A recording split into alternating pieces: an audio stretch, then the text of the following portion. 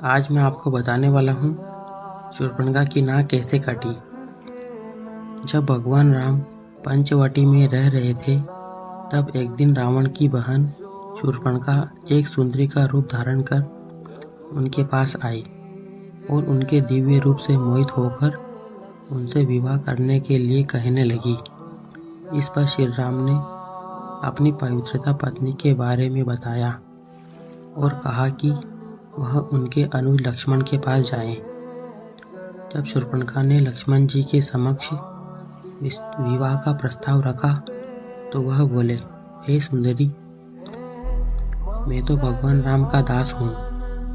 यदि तुमने मुझसे विवाह किया तो तुझे भी उनकी दासी बनना पड़ेगा और यह तो तुम्हारे सम्मान के विरुद्ध होगा।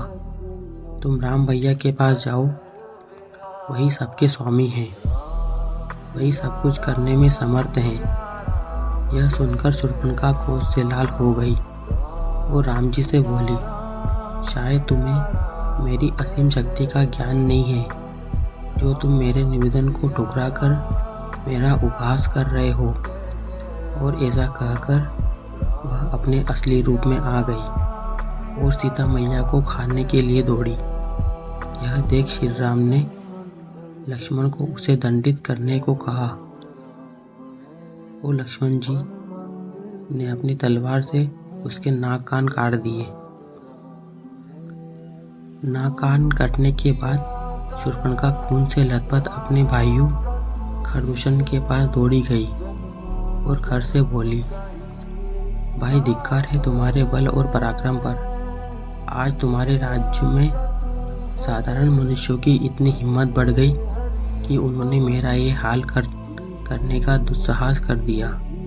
और शूर्पणखा ने अपनी सारी घटना बता दी। यह सुनकर खर क्रोधित हो उठा और तत्काल अपने भाई दूषण और 14,000 राक्षसों की सेना लेकर राम लक्ष्मण पर आक्रमण करने के लिए निकल पड़ा। उसकी इस विशाल सेना में एक से बढ़कर एक पराक्रमी व दिव्यास्त्रों से सुसज्जित राक्षस मौजूद थे। उनके आने का कोलाहल सुनकर श्री राम ने लक्ष्मण जी से कहा, मैया को किसी सुरक्षित स्थान पर ले जाने को कहा और स्वयं अपना धनुष और अक्षय बाण वाले 2 तरकस बाण कर तैयार हो गए।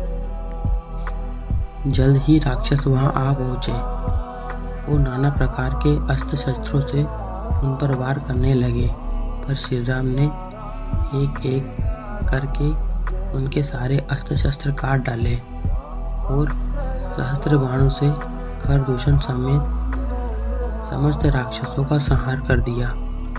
इस प्रकार रघुवंशियों में श्री राम ने आधे पहर में ही इतनी विशाल और शूरवीरों से भरी सेना को अकेले ही समाप्त कर दिया।